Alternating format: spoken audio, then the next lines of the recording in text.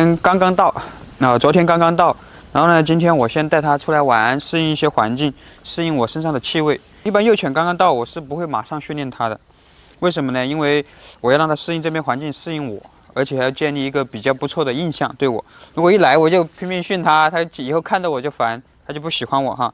像它这种幼犬扒腿呀，还有点追裤脚哈，有点比如说这样晃的时候，它有点咬裤脚哈。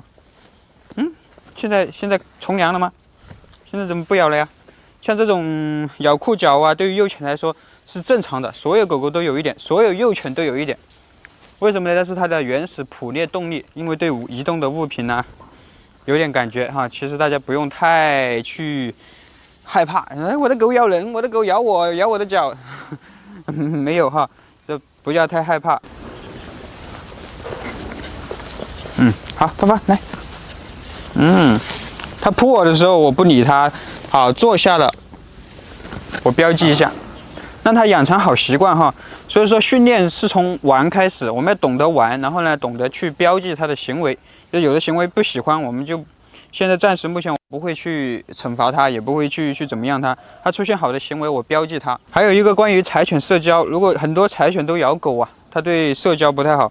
所以等一下我会放一个比较懂得社交的狗狗，或者是性格好一点的狗狗来跟它玩，来带动它，来教会它社交。所以说狗跟狗的社交不是我们人去教它，而是找一个狗当老师去教它。主人只能做的就是什么？找那种性格好的狗去跟它玩，就跟我们人跟人交朋友一样，要找对脾气的人一起玩。如果有的狗特别凶啊，特别强势啊，没事就唬别人啊，像这种幼犬，小时候有狗对它有不好的经历的话，凶过它、唬过它，长大之后它就会对狗有那种敌意，就容易导致咬狗。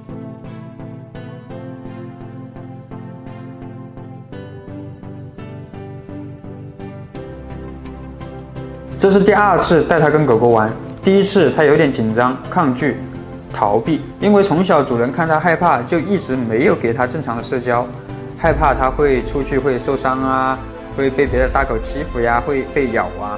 其实很多主人、很多狗狗从小没有正常社会化，就是因为主人这一点点不敢让它出去，从来没有体会过跟别人玩耍的快乐。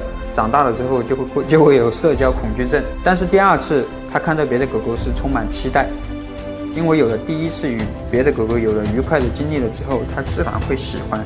正常社交的狗狗呢，它可以更好的去释放它的精力。然后呢，性格可以受到别的狗狗的影响，变得活泼开朗，生活中也多了一点快乐，少了一些抑郁。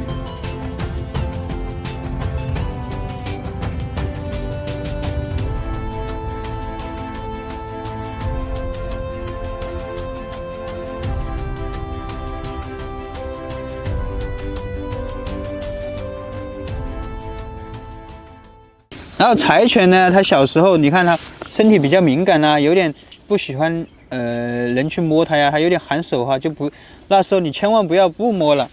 就比如说从小就要跟它做一些这种抚摸啊、脱敏训练哈，就是从小全身揉一揉啊、摸一摸啊、奖励奖励，好吧？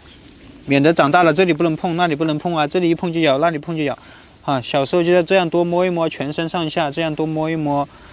这样多摸一摸，尾巴拉一拉，捏一捏，是吧？做一些那种身体的脱敏训练，好吧？然后呢，刚开始的话呢，我们拉一拉就奖励一下它，拉一拉就奖励一下它哈。但是如果它反嘴，我们不要躲，越反嘴我越要摸，我越要摸，哎呀乖，但是我们不要弄疼它哈，就是摸一摸，哎呀乖，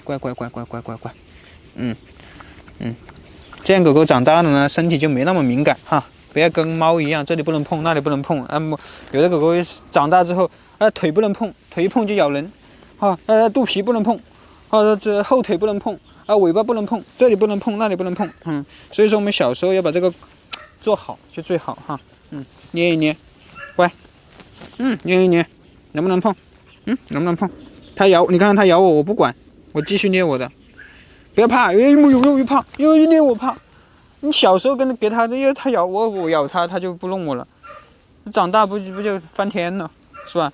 就是不要把它太当回事，它这个假咬，它的试探性的哈，或者它不舒服，它用嘴巴习惯性的来含一下，你不要太怕、太紧张，特别是第一次养狗的主人哈。乖，好，今天就今天 vlog 就拍到这里。